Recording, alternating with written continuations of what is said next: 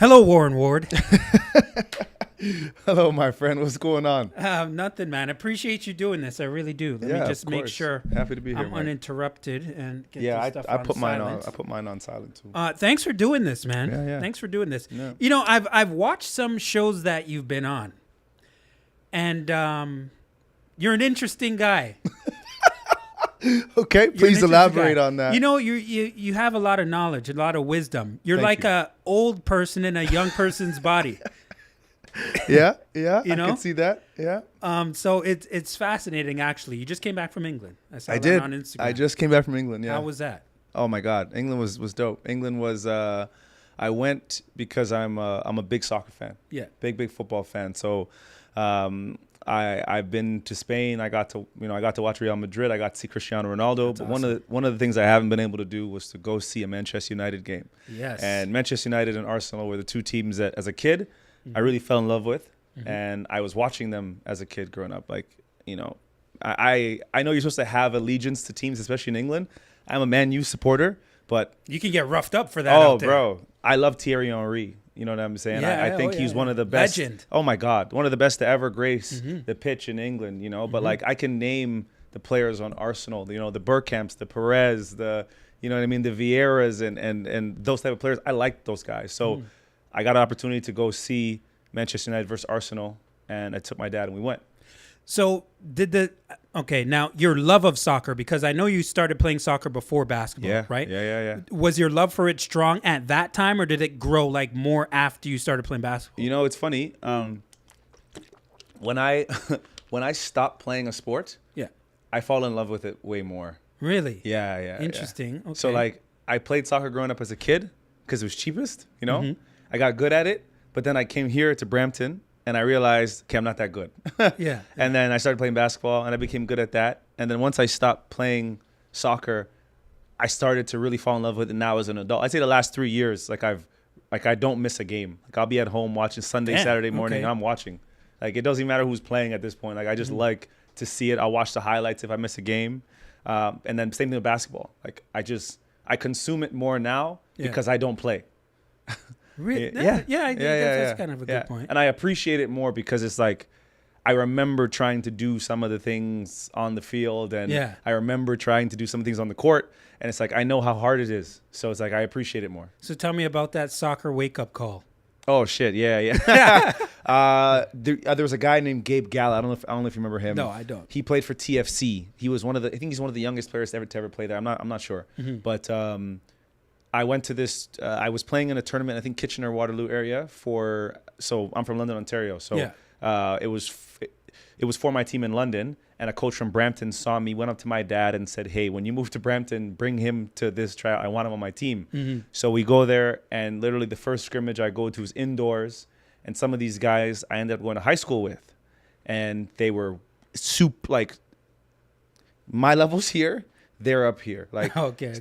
without the gap was just too big for me to even. And I knew it right away. Like I literally took me 5 minutes to figure out I don't belong here. Yeah. You know. So I was like, yeah, that's not for me. And then That's how you made other basketball players feel in the future, by the way.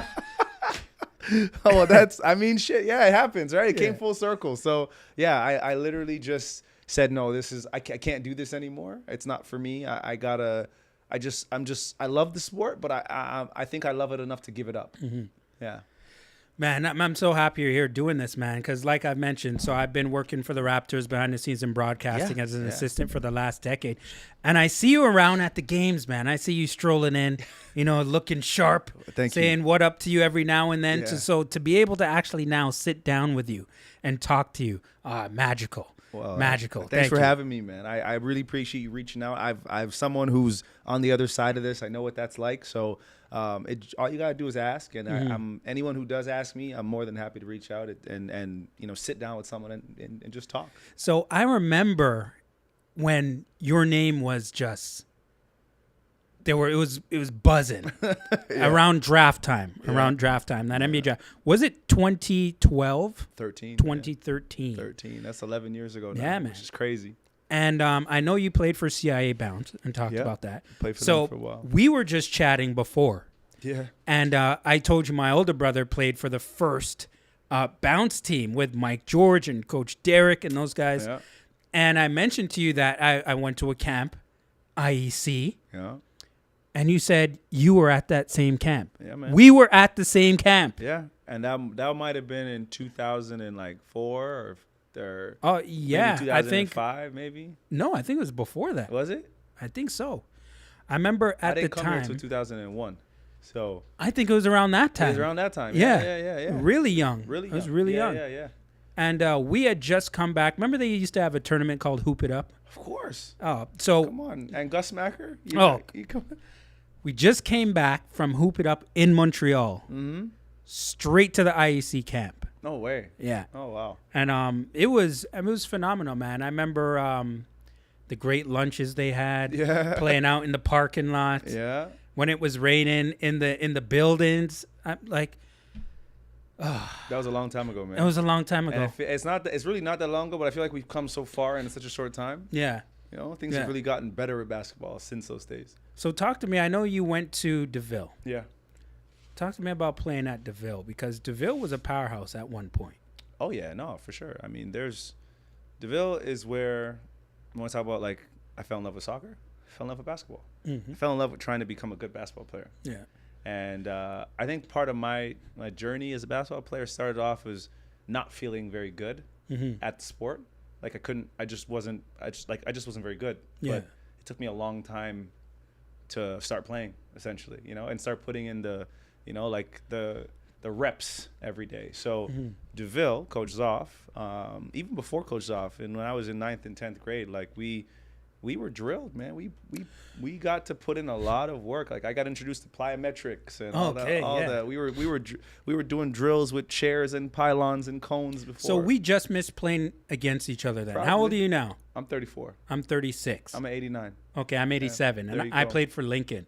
And Okay. we played for DeVille a lot. I played for so DeVille. I was just a couple years there you go. over you. So you played against Jose Araujo and this guy. Exactly. Yeah. So that's who. Good players. Yeah.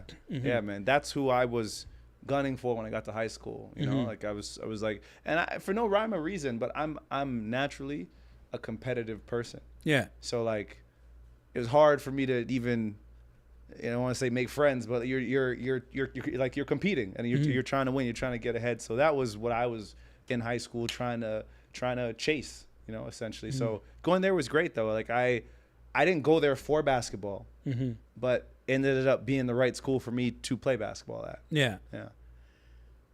At what point did you know that this was gonna be different for 16. you? 16. 16. Why at 16? Well, I went to 5-star basketball camp, and that had definitely helped. It gave me a lot of confidence, but I just made I just made a choice with how I was going to approach this, and I just said I'm gonna, I think back then people talked about not putting all your eggs in one basket. I said, nah, screw that. Like this is what I'm gonna do. I'm gonna try my best to get to this level. I want to go play. I want to be a professional basketball player, and I think I was in the 11th grade, if I'm not mistaken, or 11th, 12th grade, and I felt like I was getting there, and I felt like I put in enough time into the sport. Putting all your eggs in one basket. Yeah. Fascinating that you say that. I just had an interview with Jamal McGlure. He said exactly the same thing. So why do you think we're taught so much to not put our eggs all in one basket? Don't you find like we get taught that a lot? Of course. From older people? Of course. It's to protect you though. And that's you can't ask someone to have your purview when they themselves have never taken a risk. Like I'm living with the consequences of my choice when I was 16. Good and bad. I'm living with that. So the good things that have come from this, me being here as a byproduct of basketball, is a positive thing. I wouldn't know you if I didn't play. But at the same time, my lack of work experience per se when I stopped playing basketball, my inability to be valued the same way as an individual when when I was playing and when I'm not, those are consequences of my choice. If I made it to the NBA, everyone would know me, everyone would love me. I would have access to things I wouldn't have if I didn't. Now that I'm not in that position right now, I live with the consequences of that choice. So people tell you not to do that to protect themselves, and also they're putting their own fears onto you because they probably haven't taken a risk. And I think the only way to make it in anything is to put everything you have into it, or what's the point? I don't see another alternative. So how'd you come to that conclusion so early in life? Because a lot of people go their whole life and never come to that conclusion. To be able to take a risk. Because I am okay with the choice. I serve my choices. So I'm okay with the choice. You're okay whichever way it turns out. Whatever. I mean, to say that I was at the time, or when I was younger, I was ignorant. I didn't know anything. But as I'm older, like now, like, yeah, I'm okay with making that. I put my life into basketball, 100%. I worked at it. I tried my best to get what I felt was the financial reward for putting in all the time I put into it.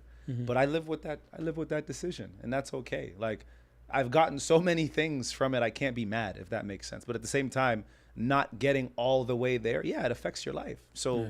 You know, you have to be able to live with that. And I feel like that's where my podcast comes from, is living with that choice. And you have to understand, if you're a young athlete, young anything, you want to be a lawyer, doctor, anything that you have a dream of when you're young and you try to achieve, you have to live with the consequences of it. What was the relationship like with your parents in regards to basketball? Oh, great. I mean, my dad's a soccer guy. My dad was an athlete growing up, track and field guy, but my parents pushed me to work hard. They didn't push me to play sports. My parents pushed me to be something, be someone you're proud of, do good in the world. So when it came to sports, like, my parents never played basketball. I'm the first professional athlete in my family on both sides. So there was no really pushing. They just wanted me to do well. And the better I did, the better it was for, I think, everybody.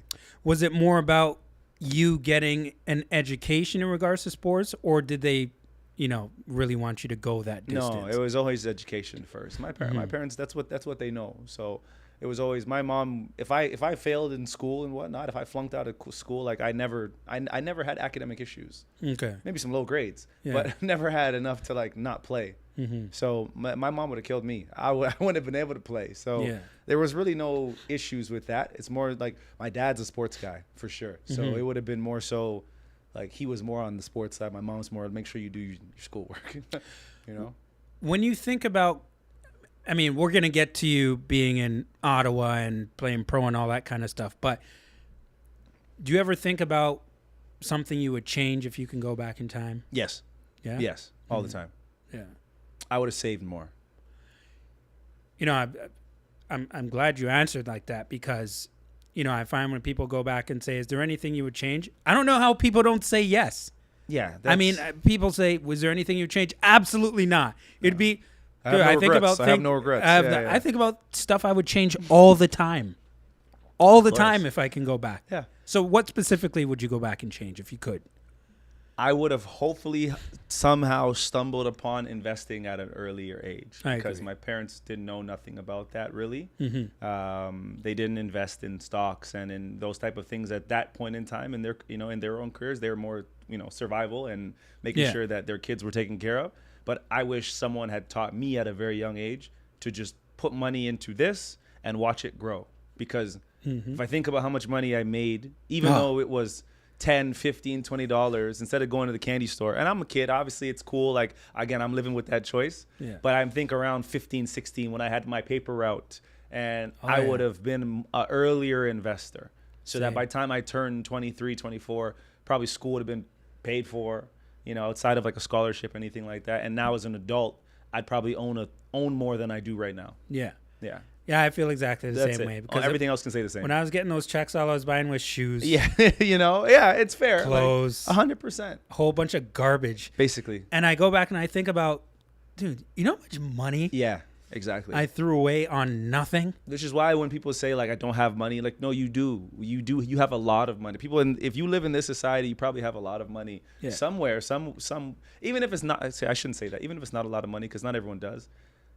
If you invest at a younger age, like if I have kids, my kids will be investing before they're born. Yeah. You know what I'm saying? Yeah. Like that's how important that is. So because it's just time. Yeah. Time and money. You put a little money and you wait for time. So that's the only thing I would change about my own experience. So I like to ask this question too. Like, what is a thing that you cared about a lot when you were, say, 19, 20? Now you don't give a shit about anymore right now. It's a good question. I would say my image, like how other people view me, you know, and I know sometimes the word like, you know, I feel like at times I have allowed to care about maybe what other people think, and like I know that's basically the way I have to explain this. Yeah. Is I think everyone cares about what other people think, but I just don't let that stop me from doing anything that I want to do, if that makes sense. Like I definitely care what other people think, for sure. Yeah. I think you have to. I think you have to, especially in what we're doing in media and representing things. Like if you don't care what anyone thinks, you'll say and do anything. Yeah. We don't do that. Right. So we obviously care, but it just doesn't stop me from doing anything that I want to do. You know what I mean? So that's pretty much what I'd say I let go. Maybe when I was younger, I wouldn't have been as ambitious to try things. And when I'm trying them as well, like I'm in my 30s and I just started to get more outspoken socially, especially about topics I care about and other things like that. So I would say that's probably the thing I don't care about anymore. What are those topics that you care deeply about, that you want to discuss now that maybe you weren't discussing, say, 4 or 5 years ago, maybe?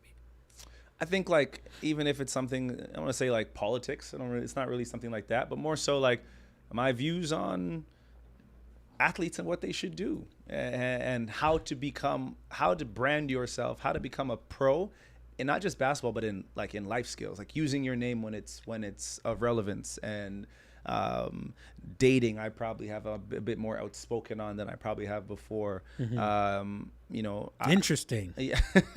I mean,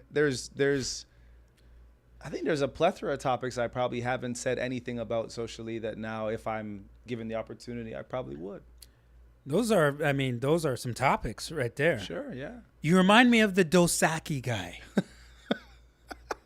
You're like an international man of mystery. I don't know about that, but I'll take the compliment. You know, but I like you seem well versed. Like you can speak about not just sports, because, and that's one of the reasons I want to do this podcast, right? Yeah. Because yes, you did play sport. You're a professional athlete, but there is a lot more going on in life than just sports. Yeah, and for a long time it was for me. It was just sports. So now it's nice to have a platform to actually speak about any and everything. Man, you know, as you get older, there's so many things I wish I knew at a younger age. Of course. You know what I mean? And one of the things that I kind of took for granted, maybe just because I was young, is the power of a voice. Yeah, man. You know? Yeah. So when I set up these cameras and these lights and these microphones, I don't have a massive audience. I want a bigger one.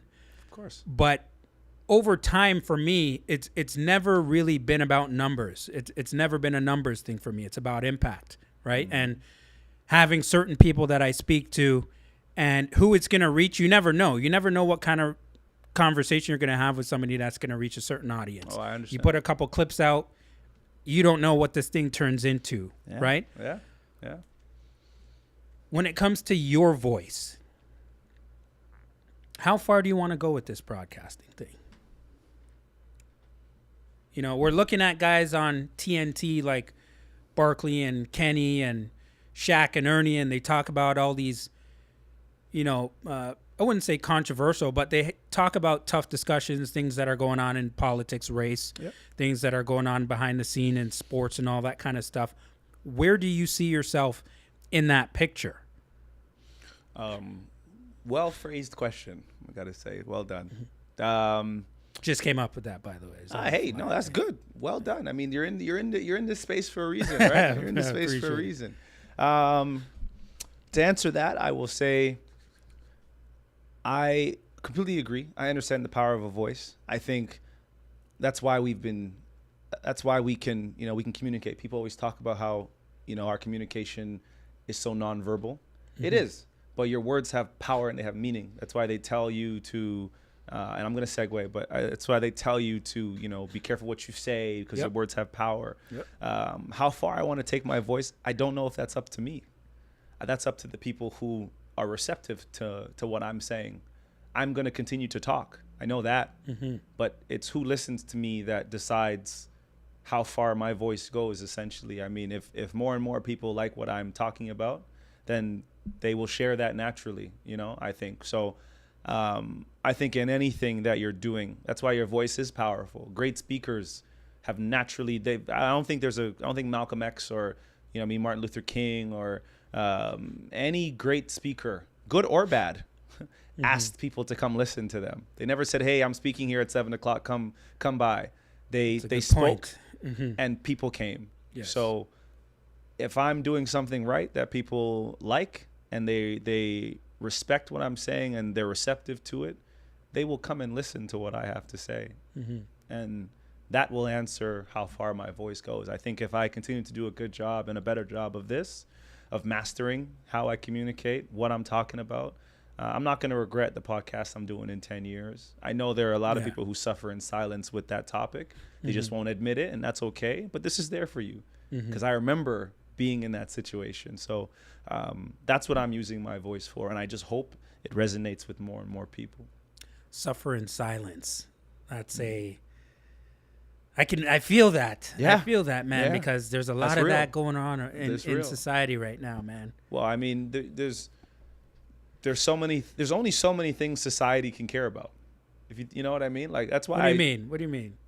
Well, I think there's a lot of societal issues we have right now, with all the different issues we have in the world. There's war going on, there's genocide, there's all these different things going on in the world. There's only so much societal, meaning the group of the majority of us care about this topic. There's only so much of that people can handle. Yeah. We try to live in the world of blinders where we don't see everything, right? So I just feel like there's, you know what, and I think a lot of us see things, but we kind of just sweep it under the rug because you have that you can't care about everything. Yeah, you have to have blinders on to certain things. So it's like, I don't expect someone who's been, if you played D1 now, you've been on social media for 4 years per se. Let's just say you played all 4 years, and you've been posting your basketball career, then that's all you post. Yeah, and you come out of college. You're not drafted. You're not overseas unless you already knew, or better yet, you've been a star in college. You come out of school. You're not drafted. You go overseas maybe, and you play in somewhere. Yeah, it's not the same as it was before. Yeah. So you have to be now say, okay, maybe I thought I was him, as the young people like to say. Not in that light. And you're not in that light, and you're not that anymore. I think that's a hard thing to deal with. That's a tough transition. I don't care what nobody says. I think that's hard. I think it's hard to say to myself, I've been doing this for this amount of years. I've progressed this much. I'm better than the majority of people. Then I get to this professional level and I find out, shit, I ain't good enough to be here. To now admit that to yourself and go get a job or stop playing or go overseas in some small town you don't want to be in. You're not in the States. You're not around your family. To chase this dream, you get injured, whatever happens. To come back and start from the very bottom, I think that's hard to deal with. That's just me. But I don't expect society to care about that because what I've achieved is hard.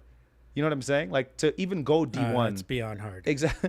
You know what I'm saying? To go D1, to even play at a top university and be a standout for a number of years and work out. And I don't know how you guys did it, man. Bro, that is hard to do. So I don't expect everyone to be like, I'm not complaining about this. Again, I'm not complaining about the choice. What I'm saying is there's another side to it. That's all. And we're just shining light on that. So you have to suffer in silence because not everyone gives a shit about what you're going through. You know? Man, professional athletes, I don't know how you guys do it. Seriously. I didn't do it that long. Still, man, like, it's below 1%. Even can even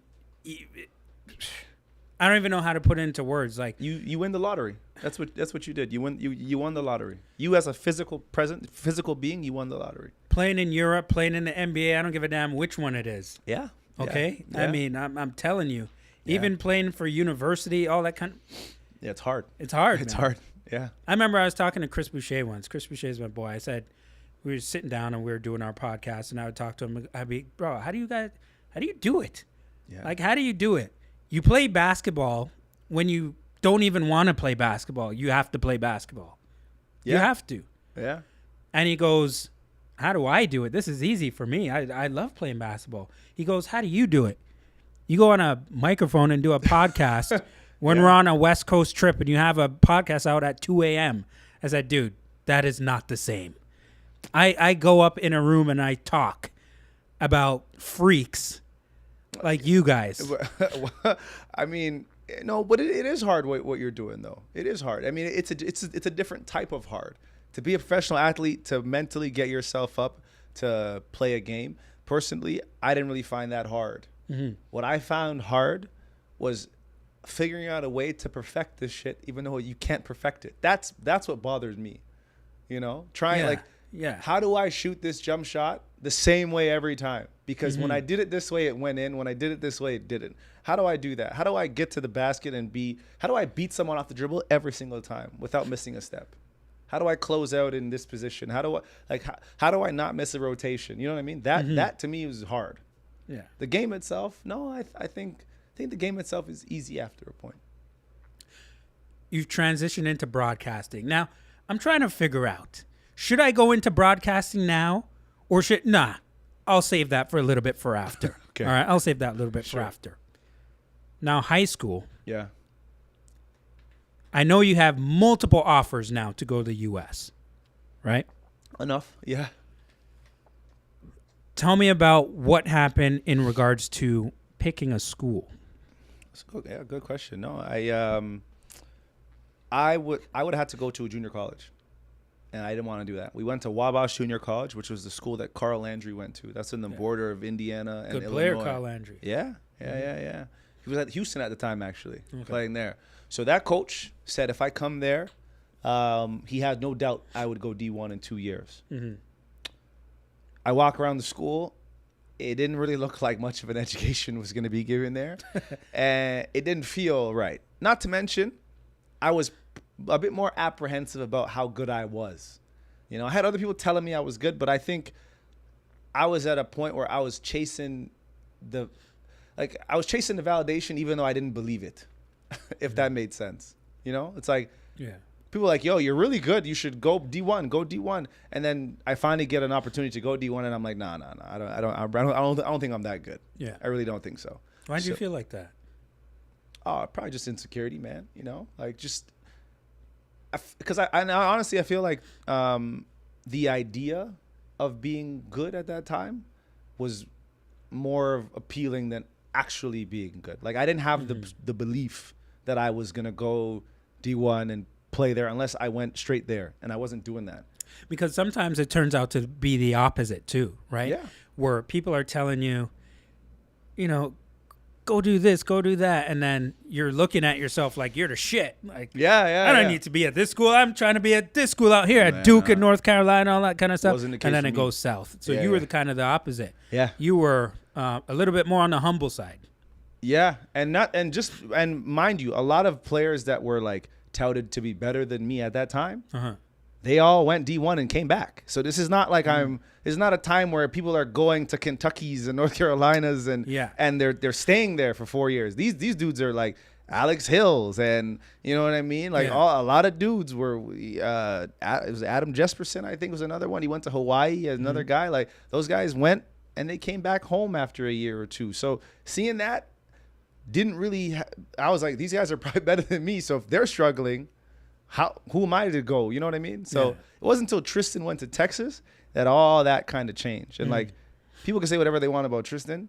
He broke that seal completely. Highest drafted player. Solid. And after he went, everyone else got an opportunity to go. Yeah. He lived up to it.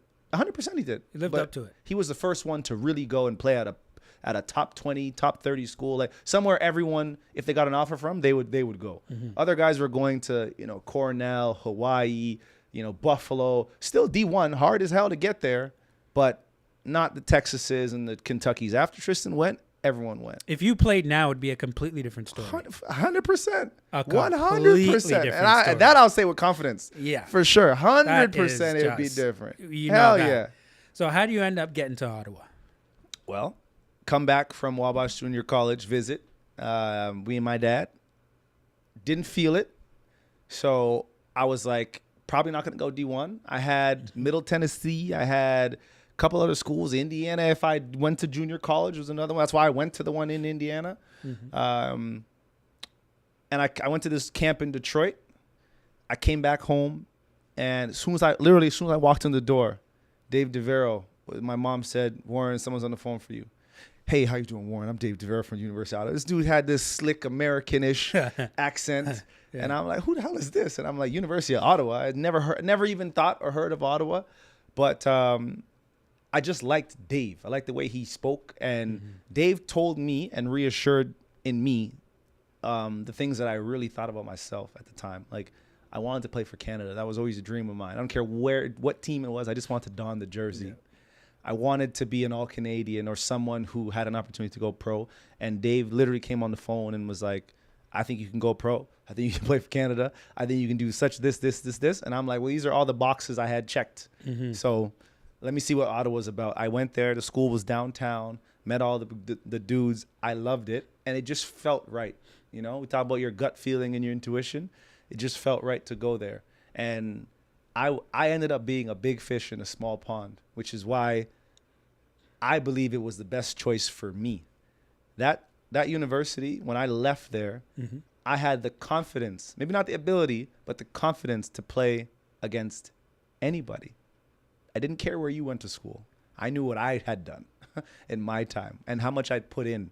So that's how I got there, and that's how I excelled when I was there. Do you ever have sleepless nights where you're just up thinking? About what? Anything. No, I usually find a way to sleep. Yeah? Yeah. So when in regards to, okay, so let's be more specific. Yeah. In regards to how your career turned out. Oh, yeah. Anything different you could have done? Maybe playing pro. I don't think there's anything. I think I could have been a better teammate and not been as competitive as I was when I was younger. Meaning I didn't really want to be friends with anyone because I thought my teammates, everyone was competition. You know what I'm saying? So I probably could have let more people in. That's something I would change, but that's just a personal thing. Yeah.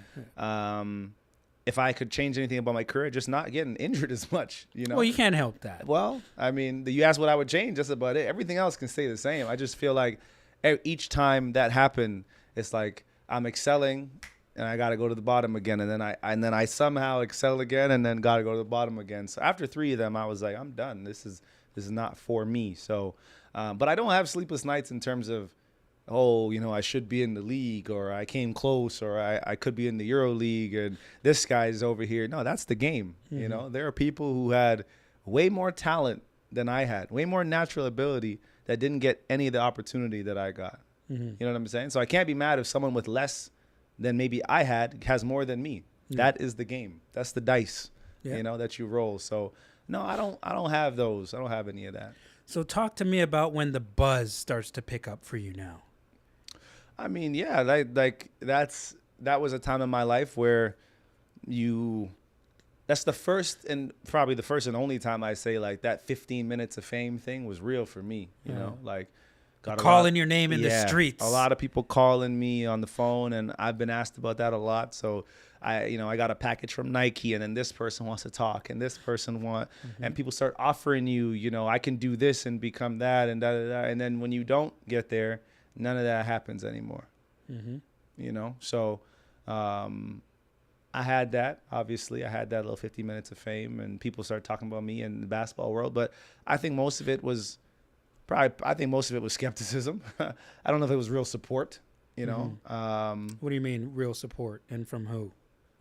I mean, like, most people are like, nah, he's probably not good enough to be in the league, or you know what I mean. It's probably I don't think people believe that I was actually an NBA prospect. You know, from who doesn't really matter. I just probably was, and I mean, if I heard some random kid from from University of Ottawa, I'd probably be skeptical too. So I don't really blame them. It just is what it is, you know. The infamous slam workout. Yeah. Oh, yeah, man. That was pretty cool because it was amazing. That's when there was a lot of noise there. Oh yeah, that video. As soon as that video came out, that's when the phone started ringing. Yeah. Like, you know, people might like before that. By the way, that was in 5 days. All that happened in 5 days. In 5 days. I went from I was a second team All Canadian. There's 2 coaches in Canada who didn't vote for me to be a first team All Canadian. Probably wouldn't. I'm not going to say who it is. It doesn't matter. Okay. to be player of the year in the country that year. 2 guys, and I was second team All Canadian. That's crazy. And then I go from that to a draft pick. And I didn't. It's not. And people don't understand this. It's like I know a lot of kids declare for the draft now. Yeah. But what they don't understand about my situation is that I didn't ask to be in the draft. I didn't go there and be like, hey guys, put my name in. Yeah. I went there on like a Sunday or Saturday. The gym was starting from Monday. By Friday, Slam and another guy who used to work for Slam, Steve Kyler. He said, "You are entering the draft today." I said, "What draft?" That's what I said. "What draft?" He goes, "The NBA." He goes, "Why haven't you put your name in the NBA draft?" I was like, I could do that. Okay, so what was going through your mind when he said that to you? Well, though? if you watch the interview that I did after that, I can barely speak. I start stuttering. He goes, "Warren, you're being way too humble." I don't know. You can pull up the clip and you can watch it. But I can't speak because I don't know what to say. I'm so, like, you know when you dream about something and it happens? Yeah. That was the first time in my life an actual dream that I had as a kid. Like, oh, you want to go to the NBA and da-da-da. And then people start actually saying that you could be there. So I didn't really know how to handle it, you know, and it was a cool time, but it was also a scary time because like now it's the fear of success almost, you know, it's like my dream is about to come true. Like my goal was not to get there, but it was the dream, if that makes sense. Yeah. You know what I mean? It wasn't the dream because I didn't think I could. I didn't think I was good enough to even be there. Like to me, being in the NBA growing up here at that time was like being in Mars. Yeah, of course. You know, it's like, yeah. you know, it's like trying to figure out how to get to Mars. Like, it's just so unrealistic. So for that to happen, yeah, no, that was an amazing time, but it was also a scary time. You know. Now you've battled your way back from some pretty devastating injuries. Yeah, brother. To me, the hardest part there has to be the psyche. Yeah, the mental. for sure. It is. You know, it is. I'm sure you're gonna have days where you're rehabbing and.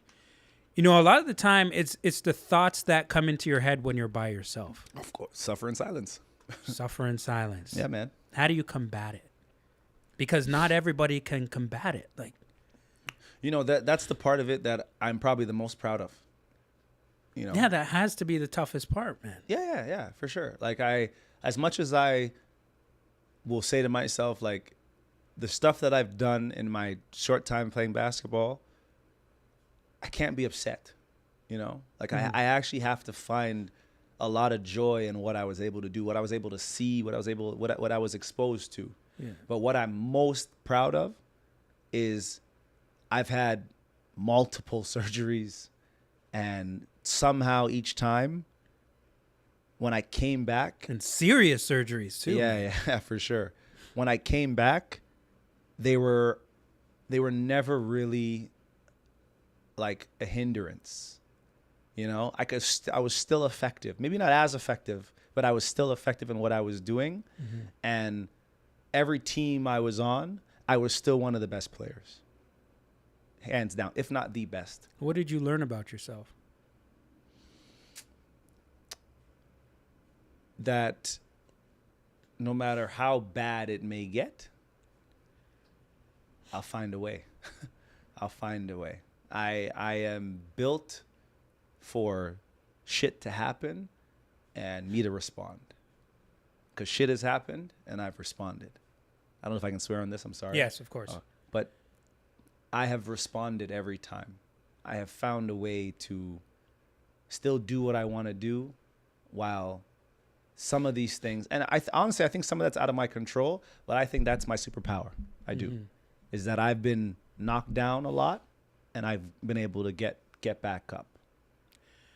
Did anybody help you with that? Like, was there anybody along the way specifically that you can mention that would pick you up in times of feeling dark? Family, friends, Akeem Gardner, Bryce Chandler, Brian Rubin, Joseph Alaham, Vince Fung, Kim O'Neal. The list goes on. Will Caesar. Oh my God, Giovanna. Like, I have a great support system around me in terms of people that have, like, those names are going to be obsolete. They're not going to be known to anyone, but there's so many different names and people who have helped me rehab, who have helped me mentally.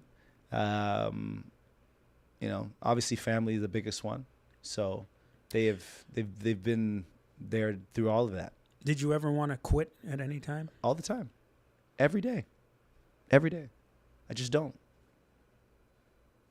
Though the outcome was worth the sacrifices, The outcome was worth it. It was worth it for sure. But I definitely wanted to quit. What was the point? But I didn't quit because I was too scared at that time to find out what was on the other side of that. That's how I feel with doing podcasts. Well, then you'll just keep on going. I'm dead serious, man. Like, I'm listening to you speak. That's how I feel with doing podcasts. You want to quit? Because... So why do you do it then? I think I've come too far. This wasn't originally what I wanted to do. What is it that you wanted to do? I wanted to be more of a front office guy. I wanted to be doing something in scouting or doing something in a front office for an NBA team. Something along those lines. Just an NBA team or any team? I want to work in the NBA. Okay, that's very specific. I wanted to work in the NBA, G League, whatever. But along the way, so a big problem that I had was I was always caught in between trying to do that and doing something in the media. Okay. And I didn't know, and I still don't know, to be honest. I still don't know what route I'm trying to go in. But you've done too much to stop. I've done too much to stop. And so is that fear-based? Because you could stop if you're not fully in, like, if there's goals attached to this, then maybe you should strive for those or stop and then pursue the NBA front office. Either which way, the time will go, and you have to decide which one of those you want to spend your time with, man. Because that's all. I think that's really all it is for a lot of people is the time. You have to put in the time and get lucky. Yeah, you do. I think a big part of it is what you said. Maybe the fear of not wanting to know what's on the other side. Oh, hell yeah. Of stopping. Yeah. Yeah. And I think a lot of us as people, that's how it is. Of course. And I was listening to, I can't remember who it was. It was what's his name from ESPN, and he was talking about Nipsey Hussle, and Nipsey Hussle talking about the reason he was successful in life was not because he was better than the guy next to him, is just because he didn't quit. I love when we as a people we reference a lot of athletes and actors and the quotes that they say. I'm a big believer, and this may not be for everybody, but I don't think advice from the few is advice for all. And I think we have a mentality of like, I'm not gonna quit because such and such didn't quit, and if they can do it, I can do it. Your situation and your story is not theirs. That is true. You know what I'm saying? And I don't think quitting. I think that's a very good message too. By the way, I don't think quitting is a bad thing. I think adapting is better than quitting. And you are an old man. Yeah, yeah. I have a word tattooed on my arm. That's a very good point. I don't think you're quitting this. If you did 10 years, like you said, you've been in media a decade. That's a long time. So adapt and do something else. If this isn't serving you the way you think it should, that's what I would do, and that's hard to do. But I would say that's what.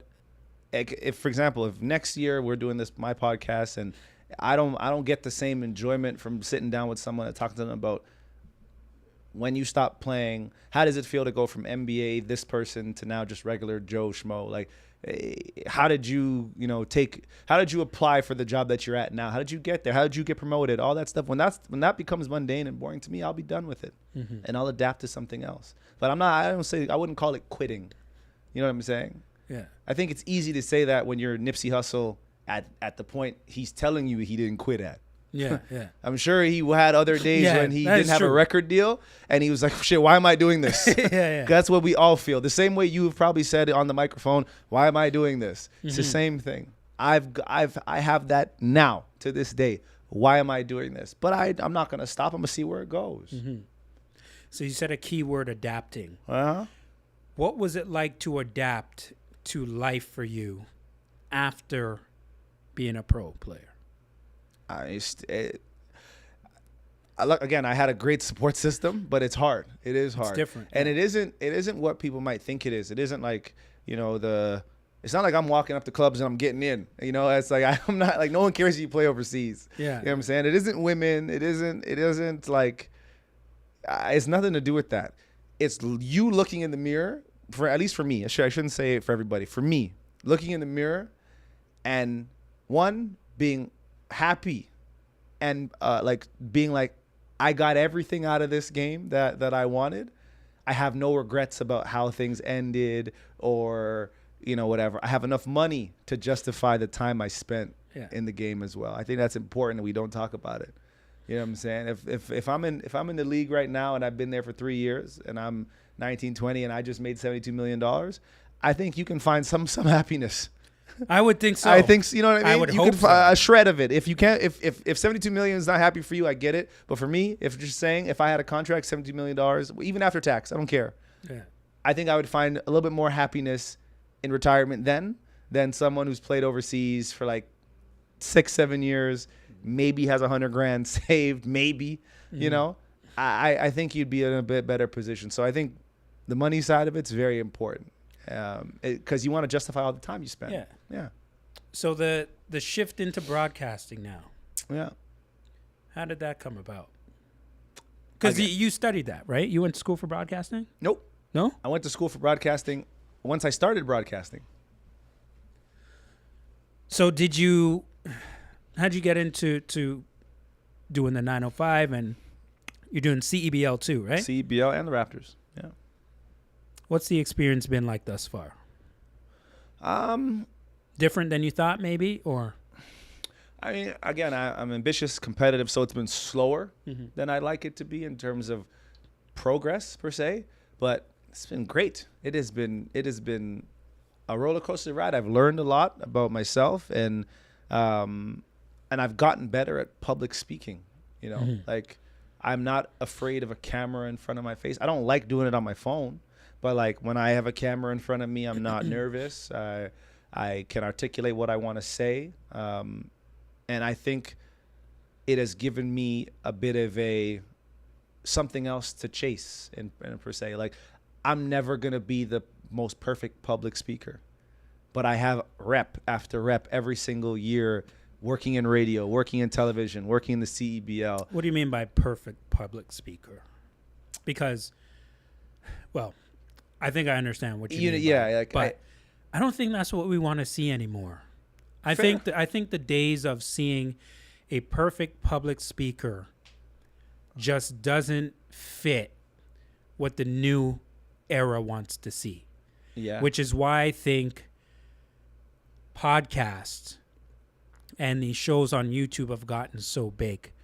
Because when you look at these guys like Shannon Sharp and the Joe Rogans, and you're looking at they don't want perfection anymore, like you're watching on CNN and all this other stuff. Yeah. It's not what we want to see anymore. Because it's not real. It doesn't feel authentic. It's not real. Yeah. Right? Yeah. So I'm glad you said, not that you said, but when you're talking about being the perfect public speaker, we don't want to see that anymore. I don't mean for other people. I just mean for me. Like I'm never going to not watch myself and critique what I'm saying. What other people think about what I have to say, that it'd be important, of course. Yeah. But it's not what I'm like I said, I'm never going to be perfect, but Yeah. I can try for me. And even if you are, guess what? They're still going to say you're not. Exactly. But I mean, it's like, how did I enunciate each word that I said? How clear did I communicate? That's what I mean when I say perfect. Like how good did I say what I'm saying? You know, how well did I say what I'm saying? That's what I'm talking about. So, am I ever going to get there? So you want to be consistent. Exactly. Yeah. Exactly. People say practice makes perfect. It never makes perfect. Practice makes consistent. And perfect practice makes consistent practice, right? So I'm trying to do that. I'm trying to be as consistent and improve my vocabulary. It's very important when you're speaking. It is. You know, you can shorten sentences if you have a more, rangy, a rangy vocabulary. You're not going to be like Stephen A. Smith, are you? And just say those 1,500 words to say something you have to could've understand said. too is like the guys you mentioned, they're personalities. They're not speakers. Yeah. You know what I'm saying? Like Stephen A. Smith is a personality. Yeah. Him saying, "Oh, the Knicks and all." Like that is what, and Cameron represents everyone who probably told themselves they shouldn't be on camera because Cameron's himself. Yeah. You know what I'm saying? 100%. And Shannon Sharp is this country, I skip. Let me tell you, skip. Like, skip. Let me say skip. That's Shannon Sharp. He's like, it's a little different. So those guys are personalities. Did it ever frustrate you when you watched a guy who could do absolutely nothing on a basketball court critique basketball players? That's why I got into it. That's why. Yeah. It's not how, but it's why. Yeah. Frustrating to no end, or? I feel like, and I don't care if people agree, I feel like if you've played basketball at a high enough level, then you have an appreciation, and that appreciation can allow you to see criticism in someone else's game. But if you've never played anywhere, you've never laced up your own shoes, you've never even been across from someone. Like I remember games where, especially in Europe, it's like, I know this guy's good. Like this guy, if I don't defend, I'm going to get 20 minimum. Yeah. If I'm not locked in, like if you're gonna cook. Exactly. Yeah. If you've never felt that type of nervousness, being like, I'm here in front of 20,000 people, I might get my ass busted. You know what I'm saying? Or this is an NBA player right across from me. He played in the league for 8 years. This guy's worth $100 million. Like I'm coming out of school right now. Why am I on the court with this dude? If you never felt that, I don't think you should be as objectively or overly critical of someone who is in that position. I think you can have an opinion, but I feel like now anyone and everyone can just say whatever the hell they want without a basis. This guy's garbage. He doesn't know what he's doing out there. Exactly. He couldn't run a mile without tripping over his own feet. And that part of it I don't like. So I came into this being like, well, I did play, maybe not in the NBA, but I'm not at a level where I don't understand basketball. So it was important for me to say, okay, well, I don't want to coach, I don't want to train. So how can I be involved in something that I still love? And then through the grace of people that I know, because that's very important, your network, through people that I know, my name got bounced around some rooms, and there was an opportunity at that time, and I got lucky enough to get it. And when I got in the door, I was good enough to take it and claim it. And then once I got in the door, I started to work at it, and I've been good enough to stay. That's the way I say it. I didn't get into broadcasting because I'm such a good speaker, or I have such a a big personality that people want to see me on TV. I got into it because of who I know, and I was lucky enough to have a relationship with those people. Yeah. So, yeah. You have the resume. And that's what helps me stay there. Yeah, I have the resume to say. The resume for sure. I played, and I could have played in the G League, which is why I can broadcast there. So all that helps for sure. But now that you speak about that, like there's, to a certain degree at least, there's always, well, I wouldn't say always, but those guys are going to be around. And when I talk to you about certain guys who didn't do things at a high level in regards to basketball and stuff like that, who say some of these crazy things that they say, because when you're working for these networks, it's a numbers thing. Yeah. And they're looking at guys, okay, yes, we're going to need the Warren Wards, the guys who played, because they're going to be able to break down and articulate a game and know certain things that other guys will not know. But then you're going to have the guy who says anything. Ratings. Because things get retweeted 4,000 times in 30 seconds. Yeah. And it makes a big buzz on the internet. And you see guys now like JJ Redick. Mm-hmm. And, you know, I've seen him come on to show, and he kind of roasts guys sometime at this point. Have to. It's necessary, to be completely honest, because if you don't, dudes will just come out here saying anything. Yeah. Which they've done for a long time. Yeah. So I get it. You know, I get it. But it's interesting in where this is going. It's interesting on where it's going. You see guys like Kendrick Perkins. You mentioned guys like Shannon Sharp. But I don't know where this is going to go in regards to the on-air talent, because I think there's a shift now. It's starting to shift. Like at one point, you could see a guy like Skip Bayless 5, 6, 7 years ago where he's on top. No. Skip Bayless, well, that'll never happen anymore now. Yeah, he's done. He's done. Yeah, he's done. He doesn't. And the number one thing that everyone will say to him, Skip, where'd you play? Skip, how do you know that? Is this a Skip Bayless that averaged 1.2 there you go. point? You know, and it's whether that's football, whether that's basketball, whatever topic he talks about. Yeah. I remember, what's his name, man? He played for, was it the Seahawks? Richard Sherman. Yeah. Oh, that's the first thing he said. He said, Sherman. He said, Skip, I played. Skip, I was this, I was that. You've never covered a wide receiver in your life, and it's accurate. That's like, because for me, it's like, okay, if I were to go and watch a lawyer practice law and win a bunch of cases for 10 years, I saw him do it. I saw a doctor perform open heart surgery. I watched that for 10 years. Every single day I watched him go in, scrub out. I'm sure you could probably describe everything that doctor will do if you've watched that long. I'm sure you could. You could describe it all. But you don't know what it feels like. No. You don't know what it's like to cut the skin, to peel it, to put the sutures. Damn sure couldn't do it. You couldn't do it because you don't know how to apply the right pressure to that situation. So when I'm on air and I'm saying, and I'm seeing a back cut happen, or I'm seeing someone, come off of a screen, probe a bit, wait till the angle opens up, and then Euro step and slither through to the defenders, like I can visually picture myself doing something of the sort. So I know what it feels like. I know what it feels like to have contact on a ball screen. You know what I'm saying? Like I can remember that. So I may not have done it at that level, but I feel like if you haven't done it at all, it's hard for you to be in the conversation, because what happens is these athletes have seen these guys be critical for years. You know what I'm saying? Like Richard Sherman, when he was playing, I'm sure he turned on his TV. If he didn't get 6 interceptions and whatever, oh, he's starting to lose a step.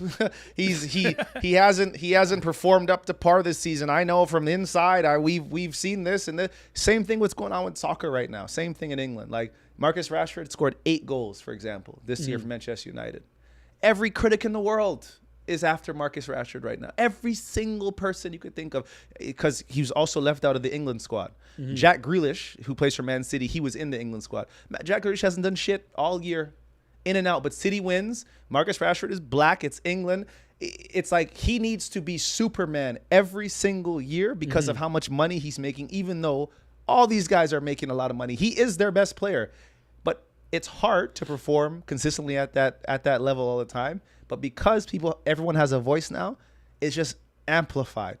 I find it's crazy that we can really only do this in sports. Exactly. Like, because you mentioned a lawyer, right? Go leave a Yelp review and see what happens. Like, yeah. Why only in sports? Maybe because it's mostly black people playing them. Who knows? That's a discussion topic. Who knows? Why is it only sports that we are subject to the opinions of every but maybe because everyone watches, maybe that's why. But I just feel like there should be lines.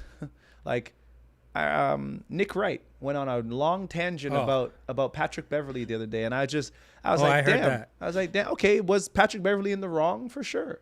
Did the Clippers win when he left? Sure. Did Houston win when he left? Sure.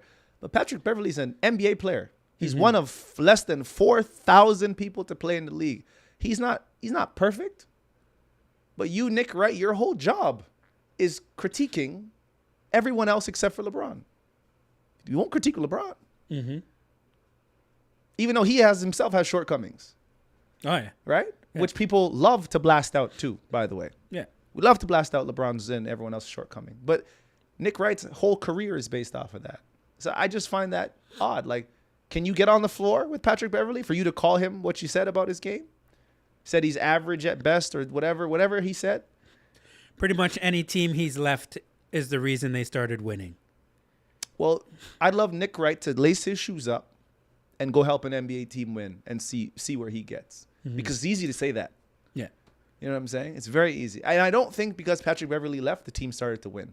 I think it's a combination of things. Yes. There's a lot of different things. Oh, my God. It's a new season, first of all. Like, we're not going to repeat the same thing that happened last year. So, yeah, of course. You know, like, there's so many reasons for that. I just feel like it's easy to go ahead and critique everybody. But, Warren, before we get out of here, talk to me about the CEBL a little bit. Yeah. What do you want to know? I mean, it's an amazing league. Yeah, it's phenomenal. The Elam ending is just a thing of beauty, in my opinion. Yeah. Why has this league taken off compared to what we saw in the National Basketball League of Canada? Because you played pro in that league as well. Why do you think this league has done so much better than that one? I do think it's just run better. Like Mike Morreale's done a phenomenal job with this league. They've expanded the league slowly and surely. The basketball quality is there. People love to watch it. It's in the summertime. You bring your family out.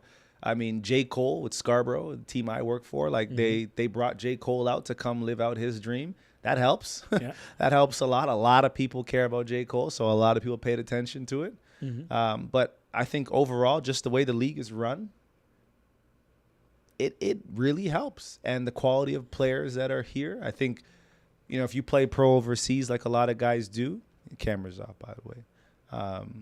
Sorry. Okay, sorry. I think finish you up on the middle cam. I think I think a lot of guys, if you play pro, you can do all the drills and rep drills and stuff like that all you want, but I still think the best way to get better in basketball is to play it. Mm-hmm. So, you get a few weeks off after your season. You come here for 2 months, you get paid to play, and you're playing against real competition in games. It's the best way to get better. So it being well run, the quality of the players, I think those two things, that combination, man, has been it's been great. Like every game is especially with the Elam ending, it makes the game so much more competitive. Where can we find you on social? Oh my gosh, Warren.Ward10, I think. That's the Instagram handle. I don't have X as Twitter anymore. I do, but I don't use it. So But just Instagram. Instagram's the best way to hit me up. Perfect. You can follow our podcast as well. Man, you only die twice. That's the podcast. So yeah, that's it. Warren Ward, appreciate you, my brother. Thank you. For sure. Thank you.